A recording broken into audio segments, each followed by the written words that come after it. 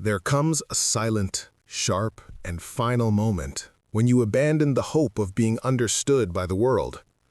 It's not a dramatic event. There's no audience, no ovation, only a silence so profound it seeps into your bones as you grasp the truth. No one is coming to rescue you. No one lies awake at night consumed by your pain.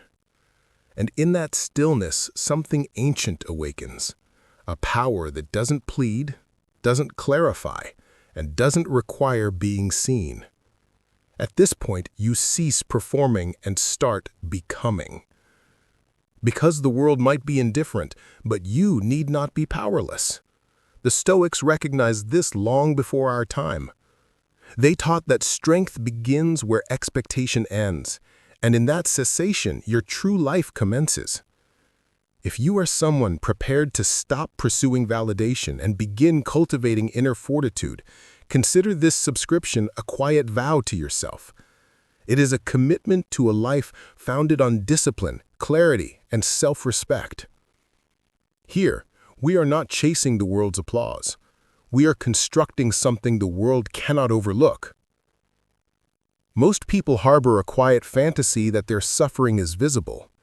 They believe that if they hurt intensely enough, someone will intervene. That perhaps if they articulate it just right, another person will finally understand. This is a gentle hope, often unvoiced, deeply ingrained in our upbringing. If you are in pain, the world will care. But life unfolds. Pain is overlooked.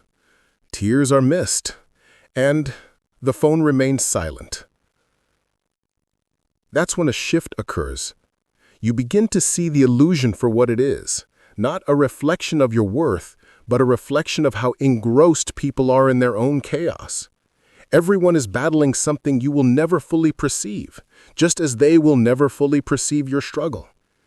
And if you build your identity on being seen, you will spend your existence feeling invisible.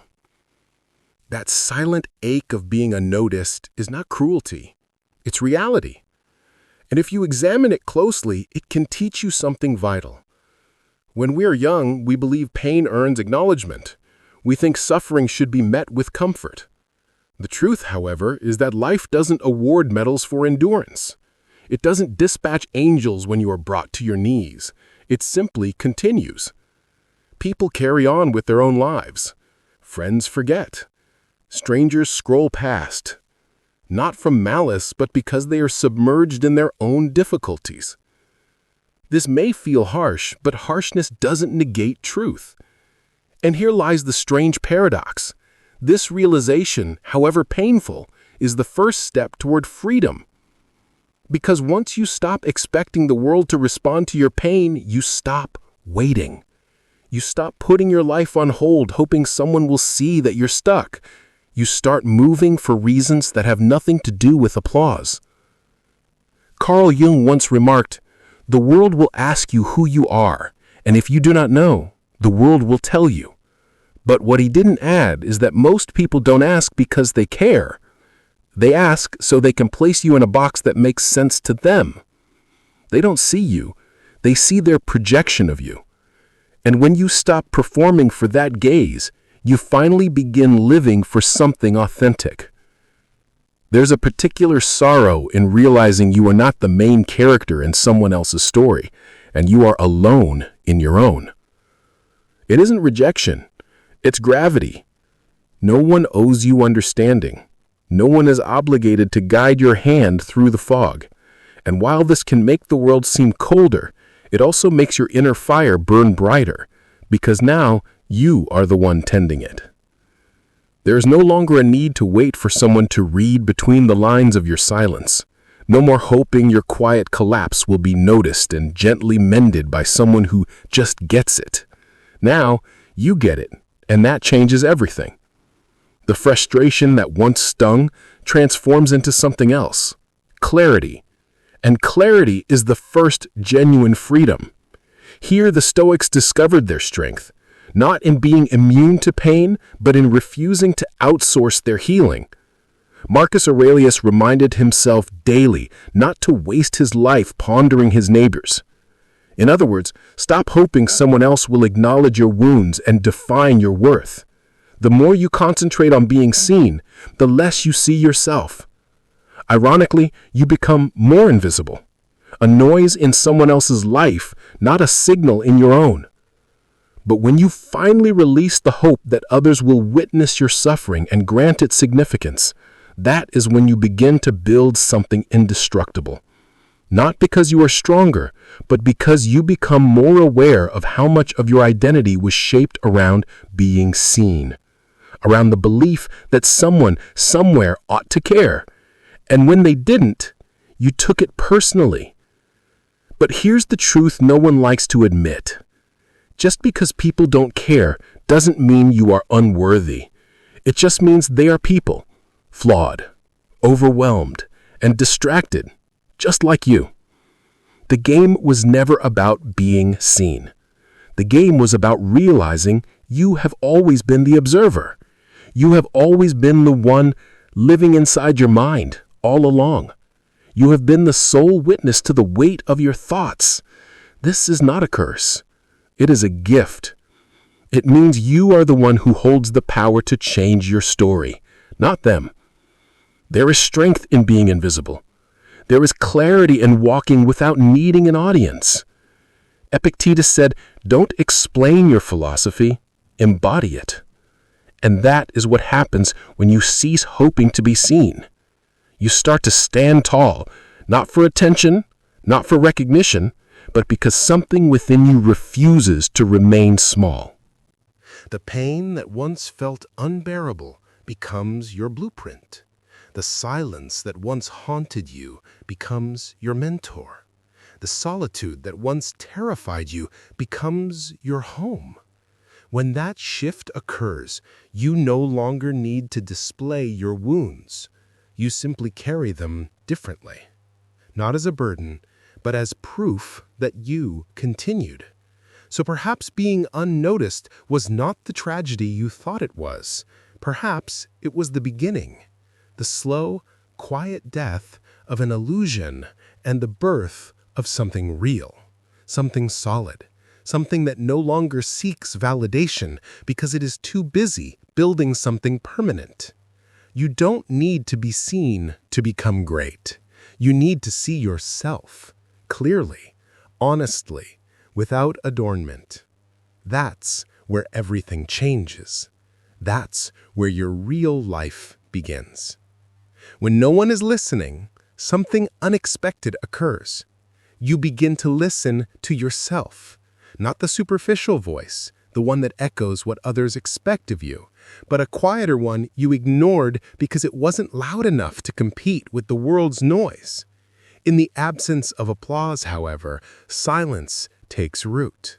You start to hear your own thoughts with greater clarity, not as background static, but as guidance. At first, it feels strange, even unsettling, if you're accustomed to seeing your reflection in the eyes of others. But when those eyes turn away, you learn to see yourself from the inside. That's when something changes. You begin to move differently. Not because someone told you to, not because someone believed in you, but because you chose to show up without witnesses, without a support system, without anyone holding the door open. Independence doesn't arrive in a burst of confidence. It emerges slowly, often disguised as loneliness. You wake up one day and realize no one is checking in. No one is asking how you are. And instead of collapsing, you begin to build. You start taking yourself seriously, not because others do, but because you are tired of waiting. How many times have you halted your own growth, hoping someone would grant you permission to proceed, hoping they would say, now is the right time, the right move, the right direction? But what if that permission never comes? What if no one ever says you are ready? Will you remain frozen forever? Or will you finally claim the power that was always yours? That is where true strength begins, not in being chosen, but in choosing yourself. The world teaches us to seek validation like oxygen, but the Stoics knew that peace is found not in popularity, but in discipline. Epictetus said, "No man is free who is not master of himself." Freedom doesn't come from being propped up. It comes from the realization that even if you are let down, you will continue. That even when the room is empty, you will still do the work. Not out of spite, but because the work matters. Because you matter. When you grasp this, showing up ceases to be a performance. It becomes an act of self-respect. In this silence, a new relationship forms, not with the world, but with your own mind. You start to trust it more. You ask it what it needs. You listen to the fatigue in your body, the hunger in your gut, the fire in your chest. You stop outsourcing your intuition. You stop living reactively. Carl Jung once said, "He who looks outside dreams. He who looks inside awakes." Awakening doesn't feel like a sudden breakthrough. It feels like small, consistent decisions, laying a foundation beneath your feet. You start keeping promises to yourself. You take the walk. You write the words. You say no when something drains you. These aren't headline-grabbing actions, but they build something no one from the outside can see. Trust in oneself. The currency of freedom is a silent strength developed when you realize you are your own safety net. When silence no longer terrifies you. When you don't have to announce every move or explain every feeling. When you don't plead for someone to notice you are trying, because you know. You know the effort you've invested. You know the storms you've weathered. You know what it took to still be here, choosing growth over collapse. This isn't arrogance. It's honesty. You are no longer performing for the world. You are becoming for yourself. There will still be moments of doubt, moments when you wish someone would say, "I see you," but you no longer depend on it. You no longer fall apart in its absence. You carry yourself with the quiet knowledge that you have earned your own respect. And that is rare. That is what makes people pause when you enter a room. Not because you demanded attention, but because your energy says it isn't needed. Seneca once wrote that the greatest empire is to rule over oneself. Ruling yourself doesn't look like perfection. It looks like consistency in the face of invisibility. It looks like doing what matters even when no one applauds. It looks like upholding high standards even when no one is watching. When you build from this place, you are no longer reliant on external structures. You become the structure. You don't shatter when someone pushes you away. You don't crumble when someone misunderstands you, because your foundation was never built on their perception in the first place. It was built on clarity, on quiet decisions made in solitude, on the power of waking up and moving forward again and again, because that is who you have chosen to become. And that's the most crucial part. Once you start relying on yourself in this way, you stop resenting others for not being what you needed them to be. You release them. You stop waiting for them to return, to notice, to explain. You no longer tie your progress to their presence. You move independently, not with coldness, but with grace. You become free, not because the pain has vanished, but because it no longer dictates your path.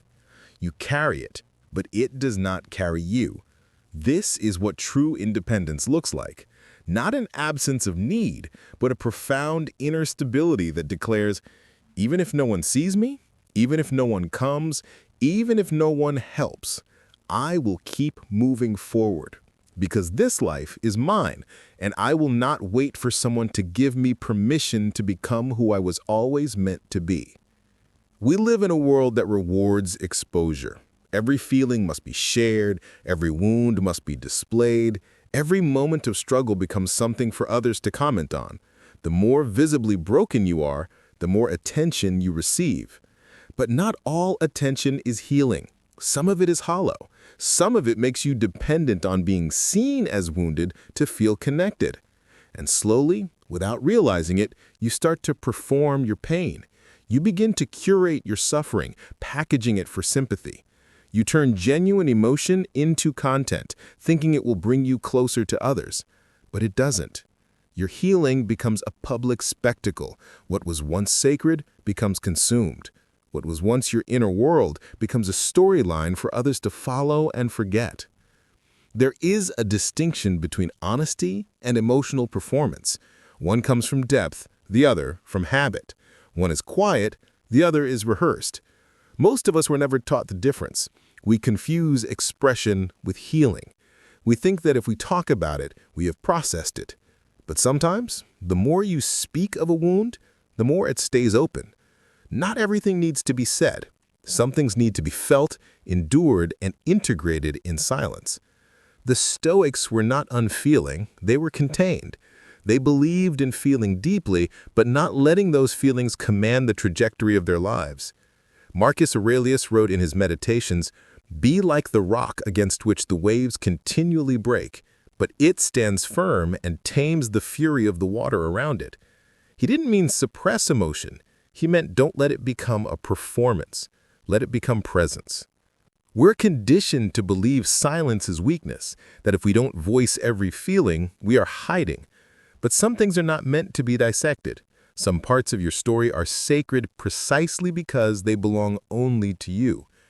Keeping something private doesn't mean you are ashamed. It means you are protecting something valuable.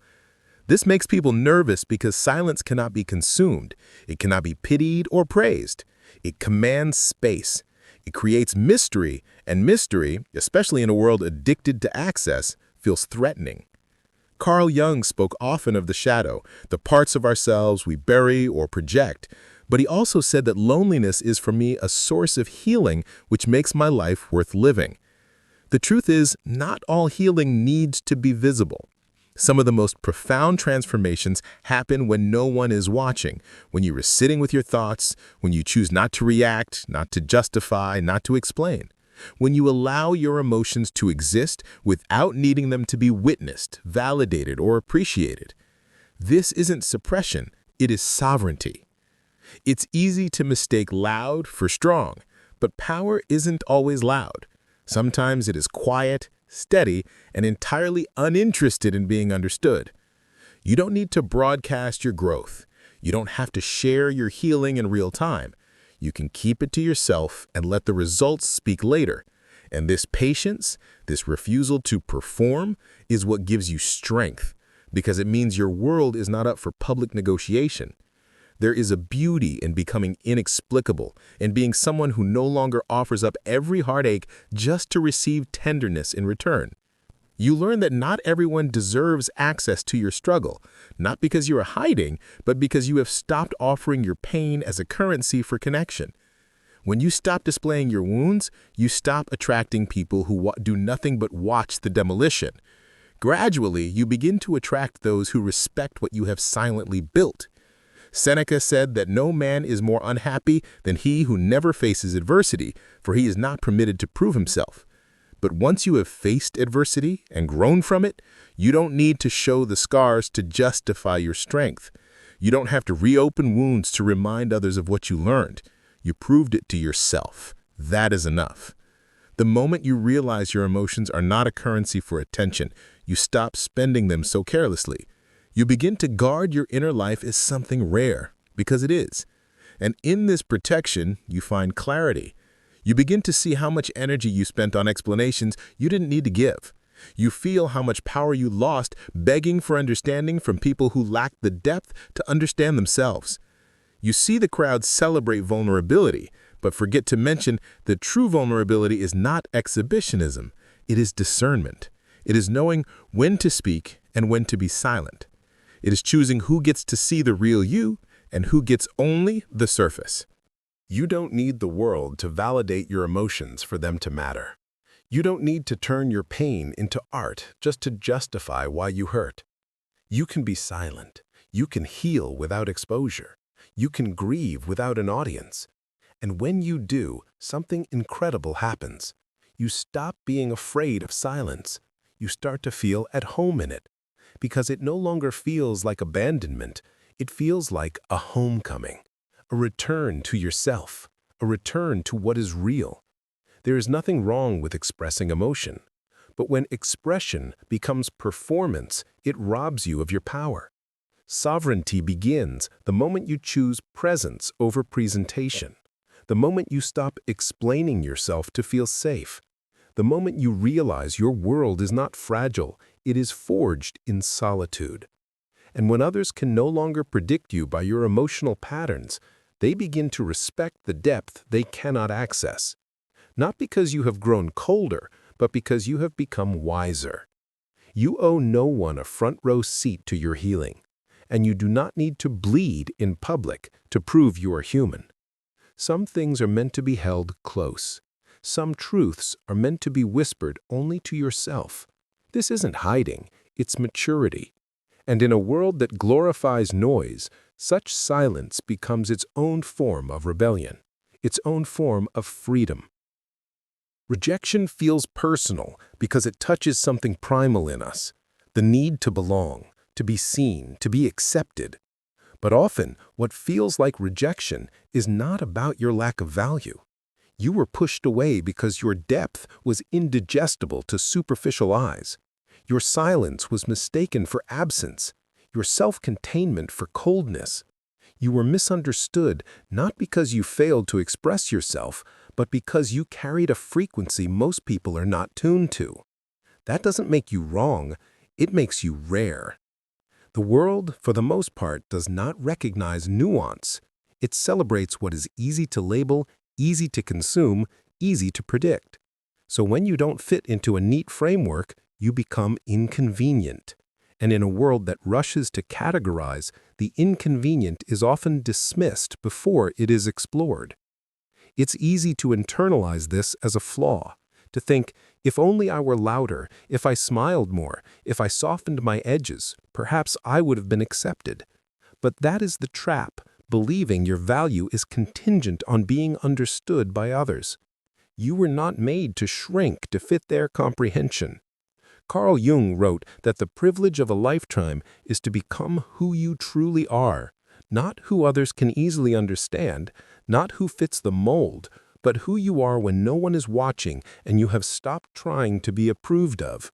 Such authenticity is often purchased at the cost of comfort. It invites misunderstanding. It requires solitude. But it also creates the space for a deeper kind of transformation, one fueled not by applause, but by alignment. There comes a point when you stop viewing rejection as a loss and start seeing it as clarification. Every person who overlooks you, every space that doesn't welcome you, the silence that follows your presence, it all reveals something. Not about your worth, but about where your energy does not belong. This insight is priceless. It saves you years of self-doubt. It teaches you to invest where you are valued, not merely tolerated. And once you realize this, you stop seeking explanations. You stop wondering why someone didn't choose you. You understand that their lack of choice was a blessing because it returned you to yourself. The silent revolution begins when you stop trying to be understood. You start redirecting all the energy you once spent on being noticed into creating something that requires no explanation. A body of work, a way of life, a discipline. You shift from emotional dependency, the constant effort to prove your worth, to psychological sovereignty, where your existence is no longer up for debate. This is where your center of gravity moves inward. You are not swayed by approval nor shattered by rejection. You become grounded, and grounded people are magnetic, not because they seek attention, but because they carry a stillness in a world that spins too fast. People will still misunderstand you. They will invent stories to make sense of your peace, your ambition, your boundaries. Let them. You are not responsible for correcting every false narrative. Marcus Aurelius said that the opinion of 10,000 men is of no value if none of them knows anything. You are the subject, and most people do not know you. They seek glimpses, fragments. They project, assume, and simplify. And while this used to bother you, you now see it for what it is: noise. The moment you release the need to correct the noise, your focus sharpens. You get more done, you sleep more deeply, you move more cleanly, because your life is no longer built on being perceived correctly. It is built on living truthfully. There is great peace in no longer wasting energy explaining your process, your priorities, your silence. You don't justify why you went quiet. You don't explain why you walked away. You don't decode your boundaries. You simply live them, not as a defense, but as a natural extension of self-respect. You become someone who moves with conviction, not commentary. And over time, this creates a distance, not between you and others, but between the noise that once clouded your mind. Rejection becomes revelation when you realize it did not diminish you, it sculpted you. It showed you where not to go, who not to become, what not to tolerate. Every closed door clarified your direction. Every silence honed your voice. Every betrayal deepened your discernment. What once felt like exile now feels like space. Space to build. Space to breathe. Space to finally become not someone acceptable, but someone undeniable. And this shift, this movement from wanting to be seen to choosing to become, changes everything. You stop speaking to be heard and start speaking to build. You stop entering rooms to prove your worth and start entering them already knowing it. You stop asking, am I too much? Am I too quiet? Am I too intense? And start asking, is this room too small for my truth? You stop apologizing for your depth and start defending it. This isn't arrogance, it is arrival. So if you have been overlooked, let it be your initiation. If you have been misunderstood, let it be your turning point. You are not here to apologize into someone else's comfort. You are here to become someone whose presence rewrites the room. And it begins when you finally understand that rejection is not the end of your worth. It is the beginning of your clarity. People speak of loneliness as something to be escaped, as if the absence of others signifies an absence of value. But loneliness, deliberately chosen, is not isolation, it is transformation. It doesn't diminish you, it burns away everything that is not you. At first it arrives as silence, a heavy, echoing silence, where the world's noise fades and only your own thoughts remain. But gradually, that silence sharpens.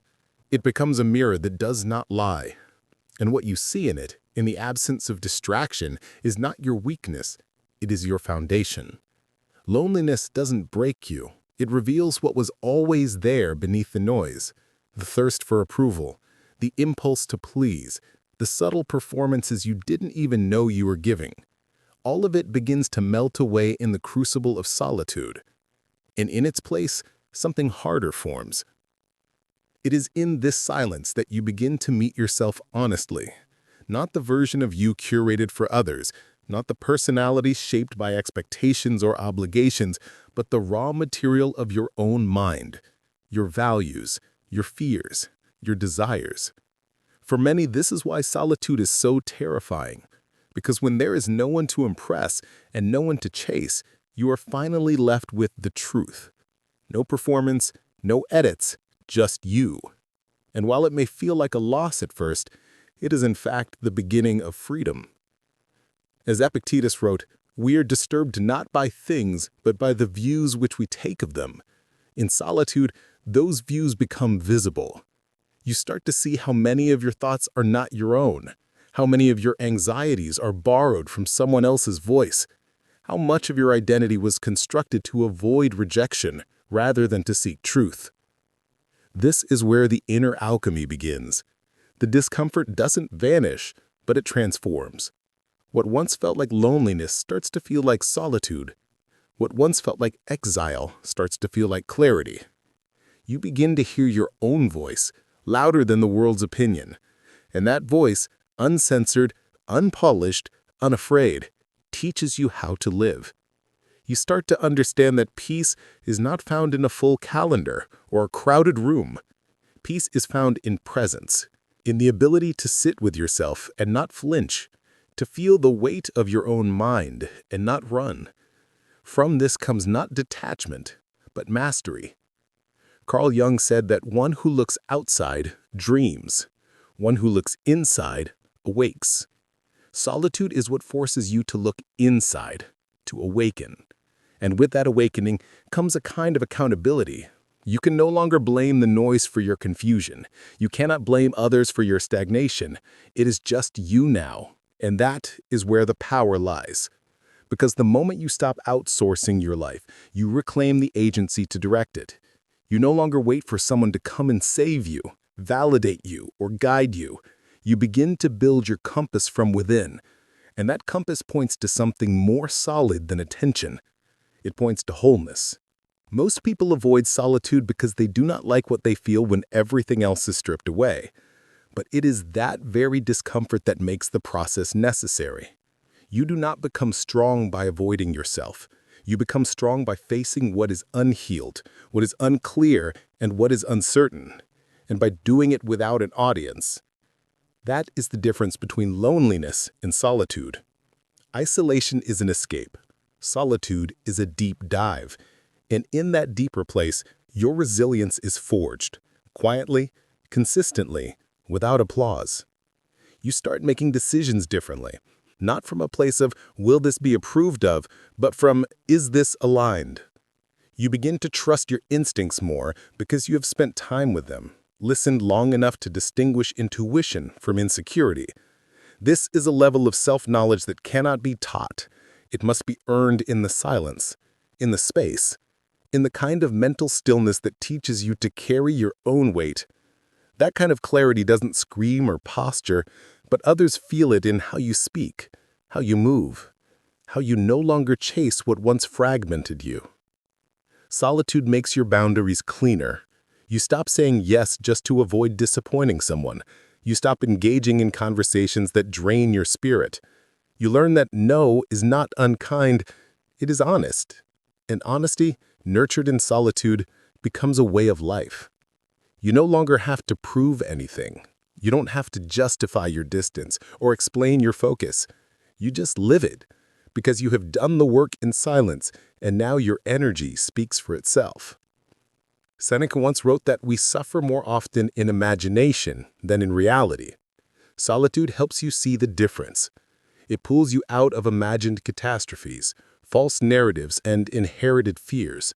It grounds you in what is real. And from that, something unshakable grows. A sense of self that doesn't change with the trends. A direction that doesn't waver when misunderstood. A power that is quiet but constant. When you return to the world from a period of solitude, you come back different. Not distant, but deliberate. Not bitter, but contained. You don't speak to fill the air, you speak because your words are born from silence. You are not easily shaken by noise. You are not easily moved, because you know the ground you stand on. You built it yourself, one quiet moment at a time. So no, loneliness is not a punishment. It is a preparation. It is the training ground for self-reliance, self-respect, and sovereign direction. It is not where life ends, it is where it begins to deepen. And the person who has learned to walk through their own mind, alone and awake, becomes someone the world cannot easily move, because they no longer belong to the noise.